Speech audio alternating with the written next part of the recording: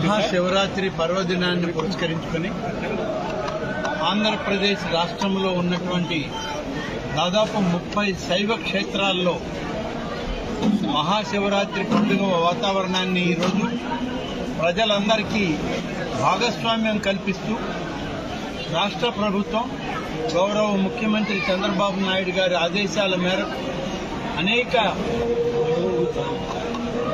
పండుగలను నిర్వహించిన విధంగానే శివరాత్రిని కూడా మహాద్భుతంగా నిర్వహించడం. ప్రతి ఆలయంలో కూడా సామాన్య భక్తులకి పెద్దపీట వేసి వారందరికీ కూడా పరమశివుని యొక్క దర్శనం, అమ్మవారి యొక్క దర్శనం కలిగే విధంగా అధికారులు సూచనలు ఇచ్చాం. పాలక వర్గాలు కానీ అధికారులు కానీ అన్ని శైవ క్షేత్రాల్లో కూడా రాష్ట్ర ప్రభుత్వం నుంచి ప్రత్యేక దేవాదాయ శాఖ అధికారిని కూడా నియమించి ప్రత్యక్ష పర్యవేక్షణలో చూస్తూ వస్తూ ఉన్నాం. గతం కన్నా ఎక్కువగా భక్తులు ఈరోజు ఆధ్యాత్మికంగా తమ భక్తి ప్రవృత్తుల్ని భగవంతుని దగ్గర నిర్వహించుకోవడానికి దాదాపు గతం కన్నా ఎక్కువగా ఈరోజు ప్రజలు భక్తులు రావడం జరుగుతుంది. అన్ని ఆలయాల్లో ఒక పండుగ వాతావరణం నడుస్తుంది. ఎక్కడ కూడా ఎటువంటి అవాంతరం జరగకూడదని జిల్లా స్థాయి అధికార యంత్రాంగం నుంచి దేవాదాయ శాఖ అధికారులందరూ కూడా కలిసి పనిచేస్తూ ఉన్నారు. అనేక ఆలయాల్లో లక్షలాదిగా ఇవాళ జన సమూహం సామాన్య భక్తులు కాలినడకన కొండలు ఎక్కి దైవ దర్శనానికి రావడం జరుగుతూ ఉంది. శ్రీశైల మహాక్షేత్రాన్ని చూశాను, శ్రీకాళహస్తిని చూశాను. ఇవాళ మూలస్థానేశ్వర స్వామి యొక్క ఆలయానికి రావడం, ఇవాళ సాయంత్రం కోటప్ప కొండకు వెళ్లి త్రికోటేశ్వరుని యొక్క ఆశీస్సులు తీసుకోవడం జరుగుతుంది.